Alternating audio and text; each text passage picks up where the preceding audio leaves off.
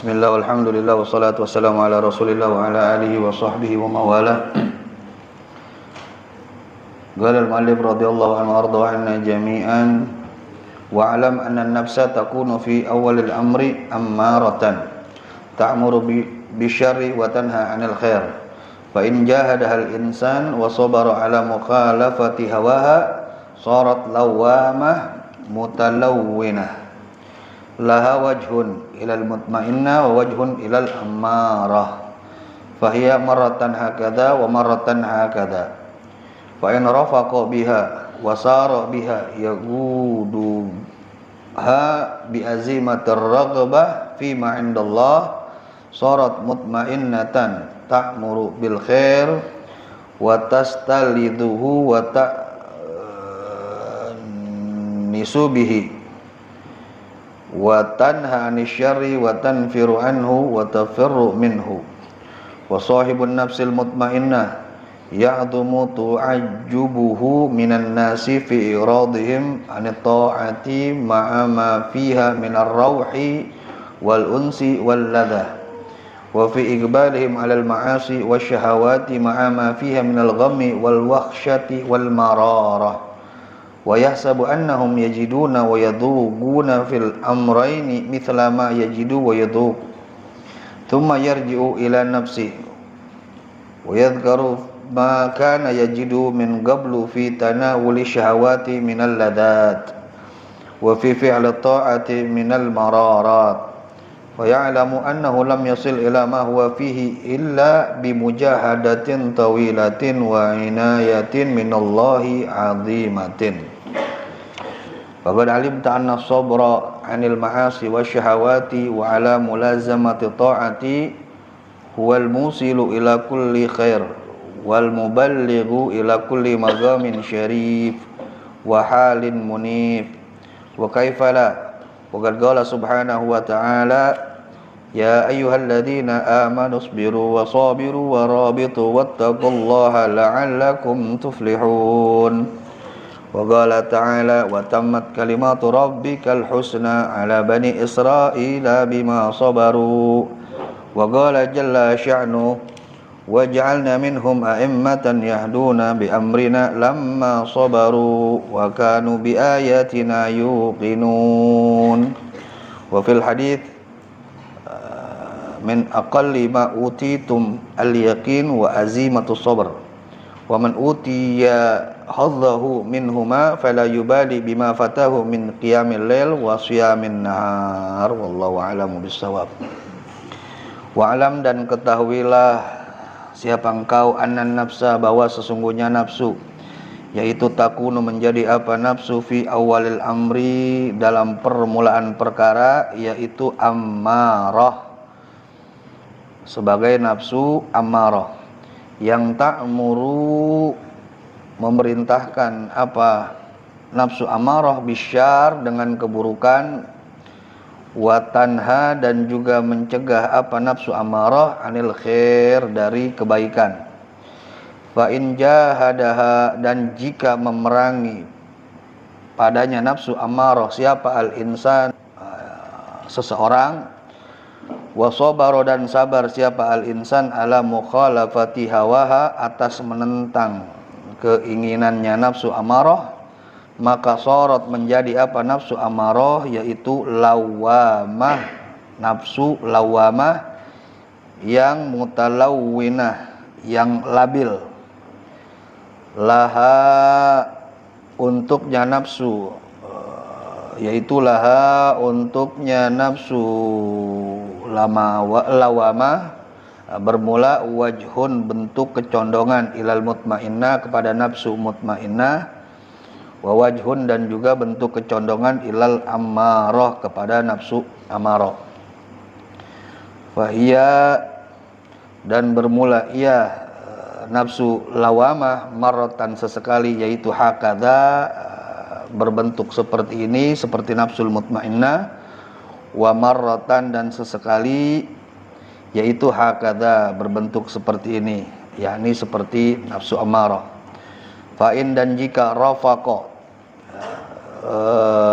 menggaulinya siapa al-insan biha dengannya nafsu lawamah, wasara dan juga menuntun siapa al-insan biha dengan nafsu lawamah, wa yaquduha dan juga memimpin siapa al-insan padanya nafsu lawamah bi azimatir raghbah dengan keinginan fima pada atas apa-apa yang indallah di sisi Allah, sorot maka menjadi nafsu lawamah yaitu mutmainnatan, nafsu mutmainnah yang ta'muru selalu memerintahkan apa nafsul mutmainnah bil khair dengan kebaikan, wa tastaliduhu dan akan merasakan apa nafsul mutmainnah padanya kebaikan, akan merasakan kelezatan apa nafsul mutmainnah padanya kebaikan, wa ta'nisu dan menjadi tentram apa nafsul mutmainnah bihi dengan kebaikan, wa tanha dan mencegah apa nafsul mutmainnah anisyari dari keburukan, wa tanfiru dan juga menghindar apa nafsul mutmainnah anhu dari keburukan, wa tafirru dan juga lari apa nafsul mutmainnah minhu dari keburukan. Wallahu a'lamu bissawab. Wa alam anna nafsa takunu fi awalil amr ammarah. Ketahuilah bahwa sesungguhnya nafsu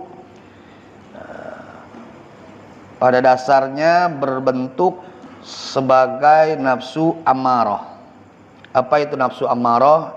Nafsu yang selalu ta'muru bisyarri, memerintahkan kita, bukan lagi mengajak, tapi memerintahkan kita bisyarri dengan melakukan keburukan, wa tanha dan mencegah kita anil khair dari berbuat kebaikan. Wa in jahadahal insan, tetapi kalau seseorang ini memerangi nafsu tersebut, wa sabara ala mukhalafati hawaha, dan seseorang ini sabar untuk menentang ajakan nafsu ammarah tadi, sarat maka nafsu ammarah tadi berubah menjadi lawamah, nafsu lawamah. Nafsu lawamah ini sifatnya mutalawwinah, labil, nggak stabil, masih bisa berubah-ubah. Karena itu nafsu lawamah ini laha wajhun, dia mempunyai bentuk kecondongan ilal mutmainnah, bisa berubah menjadi nafsu mutmainnah, wa wajhun ilal amarah, tapi bisa juga berubah kembali menjadi nafsu ammarah. Fa in rafaqa biha wa sara biha, tapi jika seseorang ini menggauli dengan baik, ya, menuntunnya, memimpinnya dengan motivasi, dengan apa-apa yang ada di sisi Allah berupa pahala, surga dan lain sebagainya, sarat maka nafsu lawamah tadi mutmainnatan, akan berubah menjadi nafsu mutmainnah, yaitu nafsu yang ta'muru bil khair, yang senantiasa memerintahkan kita, menyuruh kita untuk berbuat kebaikan, wa tastaliduhu dan akan senantiasa merasakan kenikmatan ketika melakukan perbuatan kebaikan, wa ta'nisu bihi dan juga akan merasa tentram ketika kita melakukan kebaikan, wa tanha anisyar dan yang akan mencegah kita dari perbuatan buruk, wa tanfiru anhu dan akan menghindarkan kita dari perbuatan buruk tersebut, wa tafirru minhu dan juga lari dari perbuatan buruk tersebut. Naam. Jadi di bagian ini Al-Habib Abdillah bin Alwi Al-Haddad menerangkan kepada kita tentang nafsu. Apa itu nafsu? Apa nafsu? Kita tahunya nafsu makan, ya, terus apa lagi? Kita tahunya nafsu itu ya nafsu ya keinginan ya. Asy-Syaikh Mutalawi Asy-Sya'rawi, seorang ulama besar dari Al-Azhar, dari Universitas Al-Azhar. Beliau guru besar, ulama besar, mufassir juga, ahli tafsir. Ada karangan beliau tafsir Asy-Sya'rawi, berapa jilid tuh ada, mungkin ada yang cetak ada 15 jilid, ada yang cetak ada 10 jilid ya. Beliau mengatakan kita ini manusia terdiri dari jasad dan juga ruh. Ada jasad, ada ruh. Nah, ketika jasad dan ruh ini menyatu, maka lahirlah di situ nafsu. Ya. Karena kalau jasad doang kagak ada ruhnya, kira-kira ada gak nafsunya? Jasad nggak ada ruhnya, mayat nggak ada ruhnya, ada gak nafsunya? Tuh mayat pengen makan, pengen kawin, nggak ada. Atau ruh doang nggak ada jasad, nggak ada nafsu. Tapi begitu jasad sama ruh menyatu, maka lahirlah nafsu. Nafsu ini, dari nafsu ini lahir keinginan-keinginan yang terkadang condong pada kebaikan, tapi terkadang condong pada keburukan. Itu nafsu. Kita kenalin dulu nih, dalam diri kita nih terdiri dari jasad dan ruh. Dari perpaduan jasad dan ruh ini timbul nafsu. Ya. Nafsu ini kemudian melahirkan keinginan-keinginan yang kadang cenderung pada kebaikan, tapi kadang cenderung pada keburukan. Nah, kata Al-Habib Abdullah bin Alwi Al-Haddad dan sebagaimana ulama yang lain juga menyampaikan, nafsu ini pada dasarnya adalah nafsu yang selalu mengajak pada keburukan. Jadi nafsu sifat dasarnya itu selalu mengajak kepada keburukan. Selalu mengajak pada keburukan. Inilah yang disebut nafsu ammarah. Di dalam Al-Qur'an disebutkan innan nafsa la'amaratum bisu. Sesungguhnya nafsu senantiasa nafsu itu mengajak pada keburukan. Jadi awalnya nafsu ini sifat dasarnya ini selalu mengajak pada keburukan. Itu sifat dasarnya nafsu nih, mengajak kita untuk bermaksiat. Kemudian disitulah lahir dendam, iri hati, dengki, pokoknya sifat-sifat nggak baik. Ya. Dan nafsu inilah yang mendorong kita sebagai manusia untuk melakukan berbagai macam pelanggaran, berbagai macam kejahatan, berbagai macam kemaksiatan. Tuh sifat dasar nafsu. Jadi awalnya nafsu ini nggak bagus, jelek nih, karena selalu mendorong kita pada perbuatan-perbuatan yang nggak baik. Selalu mencari kepuasan dalam hal-hal yang tidak baik, mencari kepuasan dalam melanggar perintah Allah, mencari kepuasan dalam kemaksiatan, mencari kepuasan dalam melakukan kemunkaran. Karakternya bakhil, dengki, sombong, apalagi itu, pokoknya yang jelek-jelek. Ya, senang melakukan perkara-perkara buruk, senang melakukan berbagai macam kejahatan. Itu sifat dasarnya nafsu tuh.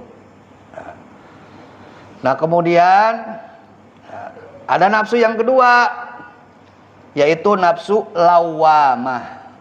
Nafsu lawamah ini nafsu nafsu yang mengingatkan kita, menggugah kita, mengoreksi perbuatan-perbuatan kita yang diakibatkan dari nafsu amarah. Itu nafsu lawamah. Di dalam suratul Qiyamah, la uqsimu biyaumil qiyamah wa la uqsimu bin nafsil lawamah. Kalau kita lihat terjemahannya, nafsu lawamah itu diartikan dengan nafsu yang menyesali dirinya.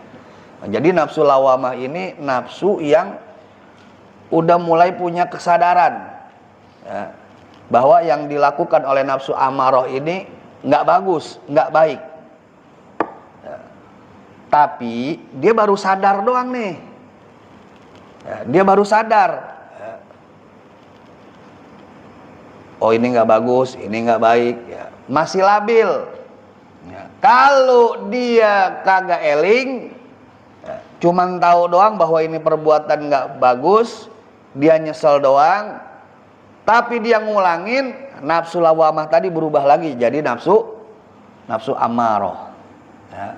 Tapi kalau dia bertobat, dia menyesali, dia berjanji tidak akan lagi mengulanginya, nafsu lawamah tadi berubah menjadi nafsul mutmainnah, nafsu yang mengajak pada kebaikan. Ya ayatuhan nafsul mutmainnah, irji'i ila rabbiki radiyatan mardiyah fadkhuli fi ibadi wadkhuli jannati. Ya. Nah jadi ya, secara sederhananya begini, ini nafsu awalnya jadi amarah. Ya, sifat dasar nafsu ini amarah, selalu ngajak kita pada keburukan. Ya. Kemudian kalau kita melakukan keburukan ada penyesalan, berarti nafsu amarah tadi berubah jadi nafsu lawamah. Kalau ada penyesalan berarti nafsu yang ada dalam diri kita itu nafsu lawamah. Nah, kalau kita ngulangin lagi berarti nafsu yang mendominasi kita adalah nafsu amarah. Tapi kalau kita nggak mengulangi lagi dan kita berusaha menjadi baik, maka nafsu yang mendominasi diri kita adalah nafsu mutmainnah. Jadi nafsunya mah satu. Nafsunya satu, sifatnya doang yang beda-beda. Jadi kalau ente lihat orang yang lebih banyak keburukannya ketimbang kebaikannya, berarti yang mendominasi dirinya nih nafsu amarah. Nafsu yang mengajak kepada keburukan. Tapi kalau kita lihat orang taat, orang soleh, selalu berbuat baik, selalu beramal soleh, berarti nafsu yang mendominasinya adalah nafsul mutmainnah. Nah sekarang kita introspeksi diri kita nih. Ini sekarang diri kita ini dikuasain sama nafsu amarah, apa dikuasain sama nafsul mutmainnah. Kita lihat ya, kalau lebih banyak ya yang jeleknya, berarti nafsu yang ada dalam diri kita adalah nafsu amarah ya. Tapi kalau lebih banyak baiknya, maka kita husnudzon, nafsu yang mendominasi pada diri kita adalah nafsul mutmainnah. Nah, tapi kalau misalkan setengah-setengah, bagaimana? Berarti nafsu lawamah. Nah, sekarang kita tinggal introspeksi diri kita. Nah, yang mendominasi diri kita ini nafsu apa nih? Apa nafsu amarah? Apa nafsu lawamah? Apa nafsul mutmainnah? Ya. Ya, setelah kita tahu, kita jujur nilai diri kita, oh ternyata yang mendominasi diri kita selama ini nafsu amarah. Ya. Kenapa kok mendominasi? Karena kita empanin terus. Pengen ini diturutin, pengen maksiat diturutin, pengen melakukan keburukan diturutin. Karena kita empanin terus. Ya. Kan udah dikasih tahu apa yang Imam Busairi, wan nafsu katifli intuh milhu syabba'alahu birradai wa intaftimhu yanfatimi. Ya. Nafsu itu ibarat anak kecil yang lagi nyusu. Anak kecil kalau nyusu dikasih sedotan terus-terusan nggak bakal berhenti. Nafsu begitu, kalau diempanin terus-terusan itu nafsu. Ya. Oh, nafsu amarah yang selalu mengajak keburukan, selalu kita turutin, itu nafsu bakal dominasi kita. Jadi setan nggak perlu kerja. Kipas-kipasin sedikit udah kita melakukan keburukan sendiri. Makanya nggak aneh kalau bulan puasa nih, Beb, kan bulan puasa katanya setan diikat Beb ya, dirantai Beb ya. Tapi kok masih banyak yang maksiat? Iya, setannya mah dirantai, tapi nafsu amarah ente kagak ente rantai. Makanya banyak yang masih melakukan kemaksiatan di bulan puasa walaupun setan pada diikat. Berarti yang mendorong mereka melakukan kemaksiatan itu bukan setan, tapi andil nafsu amarah. Nah, sekarang kita lihat yang ngedominasi diri kita ini nafsu amarah, apa nafsu lawamah, apa nafsul mutmainnah. Setelah kita tahu, tugas kita selanjutnya adalah bagaimana caranya nafsul ammarah nafsu yang nggak bagus ini berubah menjadi nafsul mutmainnah, ya. Nafsu yang cenderung pada ketaatan, cenderung pada kebaikan, ya. Kalau nafsul amarah, dia akan ngerasa lezat, dia akan ngerasa nikmat manakala dia melakukan berbagai macam kemaksiatan. Sebaliknya, nafsul mutmainnah begitu juga, dia akan merasakan kelezatan, kenikmatan manakala dia melakukan ketaatan, ya. Ketika dia sholat, dia ngerasa nikmat, dia ngerasa tentrem. Ketika dia baca Quran, dia ngerasa nikmat, dia ngerasa tentrem. Begitu melakukan kemaksiatan, dia nggak bisa tuh ngerasain nikmat. Nah, berarti nafsu yang mendominasi adalah nafsul mutmainnah. Nah, sekarang gimana caranya nafsu amarah yang menguasai diri kita ini bisa berubah menjadi nafsul mutmainnah? Maka itu para ulama memberikan kita tips bagaimana caranya nafsu yang mendominasi diri kita ini berubah sifatnya dari amarah menjadi mutmainnah, yang akan terus mendorong kita untuk melakukan kebaikan, mendorong kita untuk melakukan ketaatan, mendorong kita untuk terus menuju Allah Subhanahu wa ta'ala. Apa saja yang mesti kita lakukan? Yang pertama yang harus kita lakukan, kita banyakin muhasabah, introspeksi diri. Sering renung, sering tafakurin diri kita, ya, apa aja yang udah kita lakuin, ya, udah berapa banyak dosa yang kita lakuin dari seharian ini, belum lagi yang kemarin, belum lagi yang minggu lalu, belum lagi yang bulan lalu, belum lagi yang tahun lalu. Terus mau sampai kapan nih dosa kita lakuin? Sedangkan amal kita apa aja yang udah kita lakuin? Nah, ternyata banyakkan dosa kita ketimbang amal kita. Nah, kalau kita udah sadar diri begitu, maka kita berusaha untuk kurangin dosa kita, perbanyak amal soleh kita. Muhasabah, sering-seringin muhasabah, jujur sama diri kita sendiri, ya, berapa banyak dosa yang udah kita lakuin. Dari mulut kita berapa banyak nih umpatan, celaan, kemudian tipuan, kemudian hinaan yang udah kita lontarkan kepada orang, yang udah bikin sakit hati orang. Berapa kali tangan kita nih udah nyakitin orang, berapa kali nih mata kita ngelihat yang haram di hari ini, belum lagi kemarin, belum lagi kemarinnya lagi, belum lagi minggu kemarin, belum lagi bulan kemarin. Terus kita tafakurin terus, kita introspeksi, muhasabah diri, evaluasi diri. Sebab kalau kita nggak evaluasi diri, kita nggak tahu kesalahan diri. Kalau kita nggak tahu kesalahan diri, kita nggak tahu diri, ya. Nggak bakal sadar diri. Kalau udah nggak sadar diri, kita nggak bakal tahu diri, ya. Itu yang pertama yang harus kita lakuin, muhasabah. Sering-sering muhasabah, sering-sering introspeksi diri kita. Hasibu anfusakum qabla an tuhasabu. Ya ayyuhalladzina amanu taqullaha wal tandur nafsum ma qaddamat lighad. Kemudian yang kedua, perbanyak istighfar dan tobat. Istighfar, walaupun kita nggak punya salah, istighfar. Tapi nggak mungkin lah kita nggak punya salah, ya.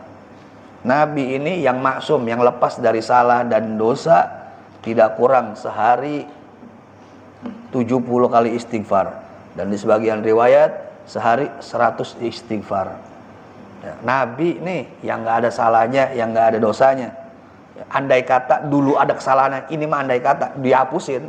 Dan andai kata kedepannya bakal ada kesalahan, dihapusin. Itu mah andai kata. Tapi gak ada salahnya Nabi tetap istighfar minimal 70-100 kali sehari. Kita yang kesalahannya nggak kehitung, kira-kira istighfarnya sehari berapa kali? Hah? Berkali-kali dah, ya. Banyakin istighfar dan tobat kepada Allah Subhanahu wa ta'ala. Kemudian yang ketiga yang kita lakuin, yang harus kita lakuin, gimana caranya supaya nafsul ammarah bisa berubah jadi nafsul mutmainnah, yaitu meningkatkan kualitas ibadah kita, bukan cuman kuantitas. Sholat sunnah bukan cuman banyak rokaatnya doang, tapi kualitasnya, ya, khusyuknya. Baca Quran jangan cuman banyaknya doang, tapi kualitasnya. Apakah kita ketika baca Quran kita tadaburin ayatnya, kita renungin ayatnya, kita pahamin ayatnya, dan kita berusaha untuk mengamalkan apa yang ada di dalam Al-Quran dari mulai perintah, dan kita berusaha untuk menjauhi apa-apa yang dilarang oleh Al-Quran. Jadi bukan cuman memperbanyak ibadah kita, tapi juga memperbaiki kualitas ibadah kita, bukan cuman kuantitasnya. Sholat sunnahnya banyak, puasanya nggak berhenti-berhenti sepanjang tahun. Bukan cuman kuantitas, bukan cuman banyaknya, tapi kualitasnya perhatiin juga. Kualitasnya perhatiin juga. Jadi kalau misalkan 2 rakaat tapi berkualitas, itu lebih baik ketimbang 70 rakaat tapi tidak berkualitas. 70 rakaat dia sholat sunnah, tapi hatinya kemana, bacaannya kemana, ya. Sedangkan ada orang cuma 2 rakaat, tapi hatinya hudur, dia resapi setiap bacaan, setiap gerakan dalam sholatnya, setiap ayat yang dia baca, dia renungi, dia hayati, ya, itu lebih berkualitas, ya. Jadi kualitas yang perlu kita perbaikin, bukan cuman nambah kuantitas, bukan cuman nambah jumlah doang, ya. Nah, kemudian ini juga yang penting, yaitu menjauhi lingkungan yang buruk. Lingkungan sangat-sangat berpengaruh. Kita ini manusia makhluk sosial. Udah tabiat kita untuk hidup bersosial. Dan kita selain makhluk sosial, kita juga punya kecenderungan hubut taklid. Hubut taklid apa? Demen ngikutin, demen ikut-ikutan. Kalau bahasa sekarangnya FOMO, ya, orang begini ngikutin, orang begitu ngikutin. Kalau kita di lingkungan yang baik, yang tadinya kita nggak baik, insya Allah bisa keikutan baik. Kita tinggal di satu perumahan, yang satu perumahan itu, satu gang itu, ya, orang situnya sholat jamaahnya nggak pernah tinggal. Lama-lama kita yang tadinya nggak pernah sholat jamaah ke masjid, ke bawah. Awalnya mah mungkin gara-gara nggak enak, nggak pernah kelihatan ke masjid. Awalnya mah mungkin ke situ, ya kan, gara-gara nggak enak. Ya. Tapi lama-lama insya Allah dengan terus nggak enakan ini berubah jadi ikhlas. Ya. Jadi kalau misalkan ibadah awalnya nggak enakan, nggak apa-apa, ikutin aja dulu. Anak mah nggak mau ikut-ikutan, Beb, karena nggak enak, karena ini, anak mah pengen ikhlas. Terus berarti sekarang itu belum ibadah, karena belum ikhlas, Beb. Ya nggak ada ibadah. Ya, nggak apa-apa, ikutin aja dulu. Contoh Sayyidina Hamzah bin Abdul Muttalib, pamannya Nabi. Awalnya ini dia marah sama Abu Jahal bukan karena Islam, bukan karena Islam. Awalnya beliau marah sama Abu Jahal gara-gara Abu Jahal menghina ponakannya, gara-gara nyakitin ponakannya. Dia sebagai mamangnya ngerasa nggak terima, ponakan gua, ya. Awalnya mah karena rasa kesukuan, fanatik kekeluargaan, bukan didasari dengan agama awalnya nih, ya. Bukan didasari dengan agama, karena kesukuan, karena ponakannya dijahatin sama Abu Jahal, dia nggak terima sebagai mamang. Dia ngerasa sebagai mamangnya ponakannya dijahatin sama Abu Jahal, dia ngerasa gengsinya turun. Disamperin tuh Abu Jahal, disamperin, dipukul kepalanya sampai berdarah, ya. Dipukul kepalanya sampai berdarah, ya, karena dia nggak terima ponakannya, ya, dijahatin sama Abu Jahal. Awalnya gara-gara itu, bukan karena agama, bukan karena Islam, ya, motivasi awalnya. Tapi akhirnya Allah Subhanahu wa ta'ala kasih hidayah sehingga dia memeluk Islam, ya. Jadi kalau misalkan ente nih awalnya ibadah, kalau ibadah ikut-ikutan dulu, awalnya ikut-ikutan doang, nggak apa-apa dah. Awalnya mungkin ikut-ikutan, tapi mudah-mudahan kesononya ikhlas, ya.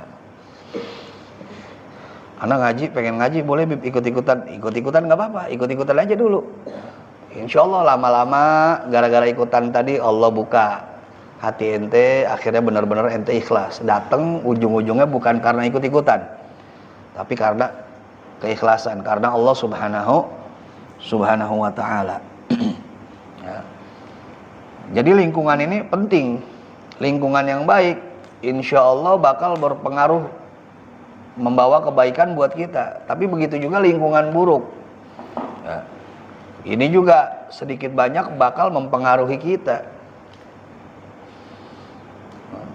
Jadi pinter-pinter kita pilih teman, pinter-pinter kita bergaul, ya. Bukannya kita sok suci, bukan, ya. Sok suci lu sekarang mentang-mentang udah ngaji nggak mau nongkrong lagi sama kita. Bukannya begitu, bukan. Karena kita sadar diri kita ini lemah, ya. Khawatirnya kita nongkrong lagi, kebawa lagi, nggak benar-benar kita, ya. Baru mau bener dikit balik lagi, baru mau bener dikit balik lagi, ya.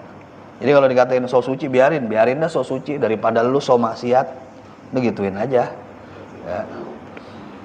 Sok suci lu sekarang mentang-mentang udah ngaji, biarin gue sok suci daripada lu sok maksiat, lu gituin aja, ya. Kita mantepin dulu diri kita, mantepin dulu, kokohin dulu diri kita. Kalau udah mantep, udah kokoh, baru kita tarik teman kita satu-satu, ya. Kita tarik teman kita satu-satu, jangan justru yang akhirnya kita yang kembali ketarik. Karena itu pergaulan ini juga penting, lingkungan ini juga penting. Cari lingkungan yang baik, cari teman yang baik, yang ngingetin kita akan kebaikan. Nah, kemudian juga yang penting kita lakukan yaitu memperdalam ilmu agama. Kenapa? Sebab dengan kita memperdalam ilmu agama, kita bisa tahu fadilah dari ibadah-ibadah yang kita lakuin.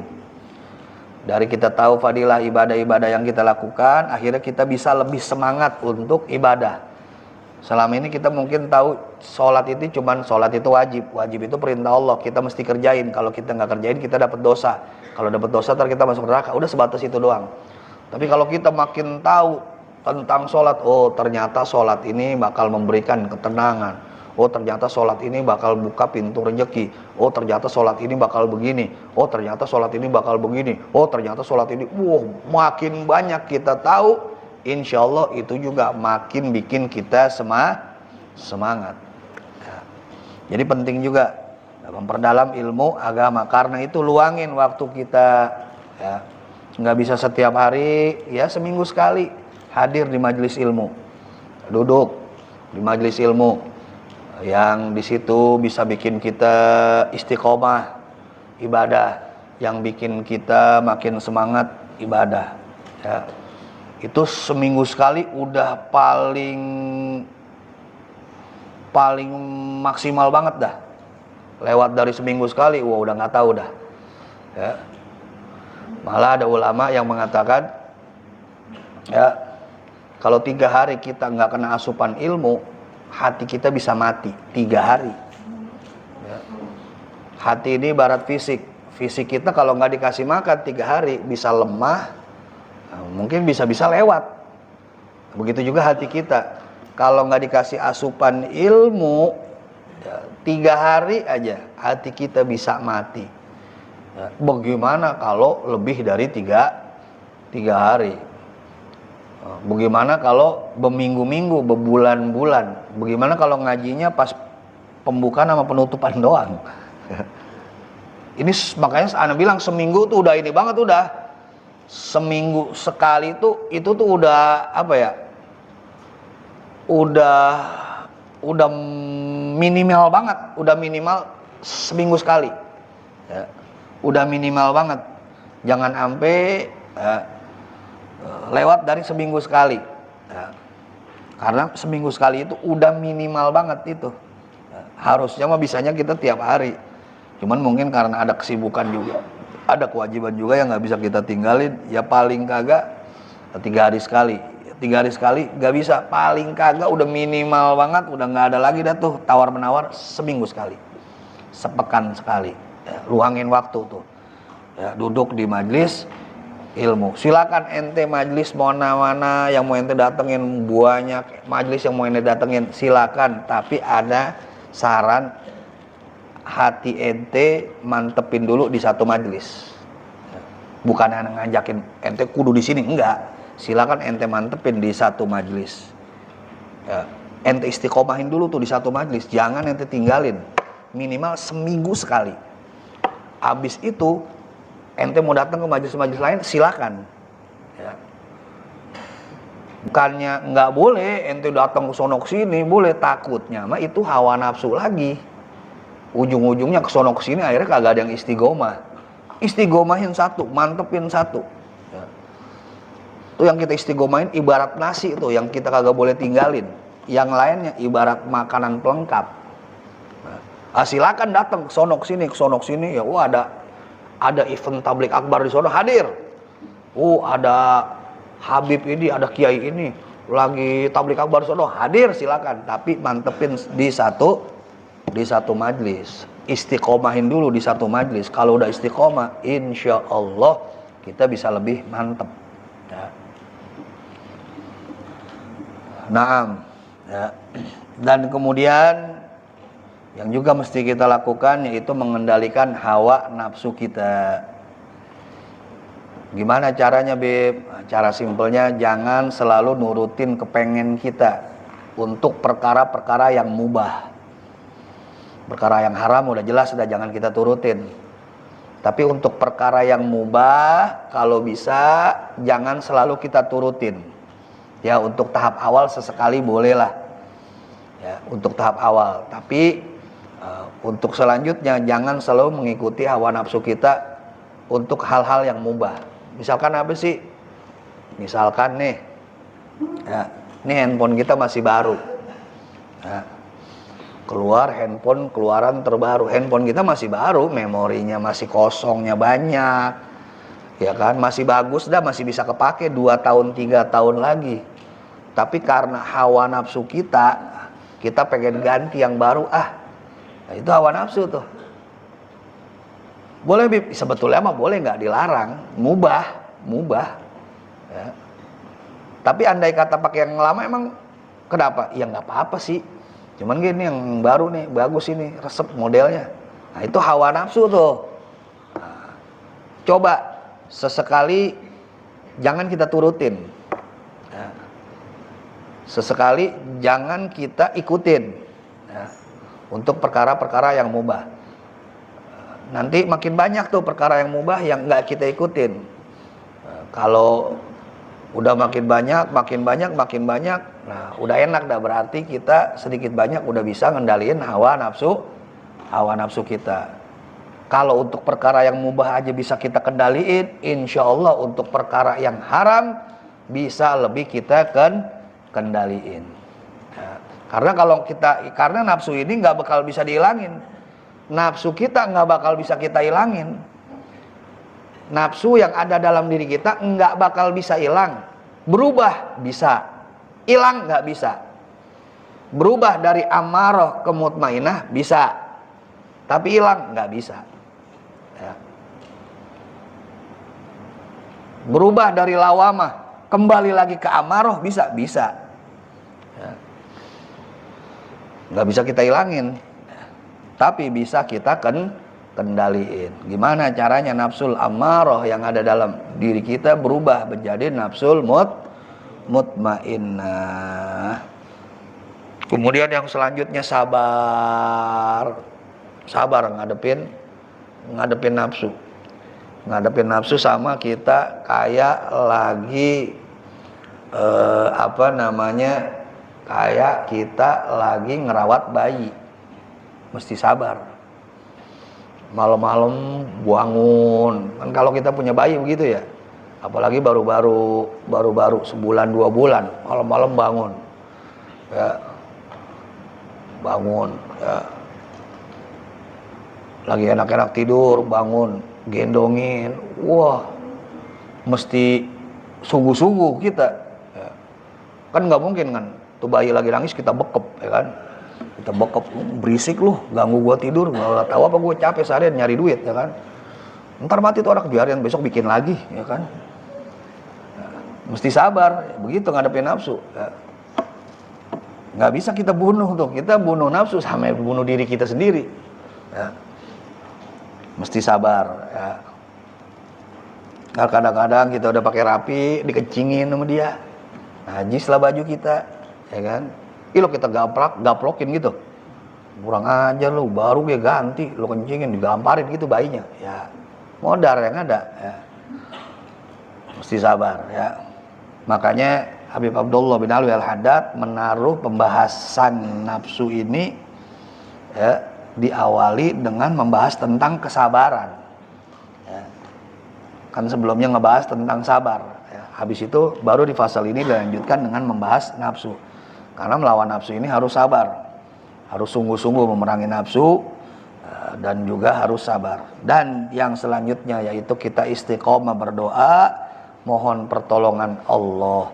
Sebab nggak mungkin kita bisa mengendalikan hawa nafsu kita, kita nggak bisa merubah hawa nafsu kita kecuali dengan pertolongan Allah Subhanahu wa ta'ala. Untuk memohon pertolongan dan rahmat dari Allah Subhanahu wa ta'ala agar nafsu yang mendominasi diri kita, yang tadinya nafsul ammarah bisu, menjadi nafsul mutmainnah. Wallahu a'lam bishawab.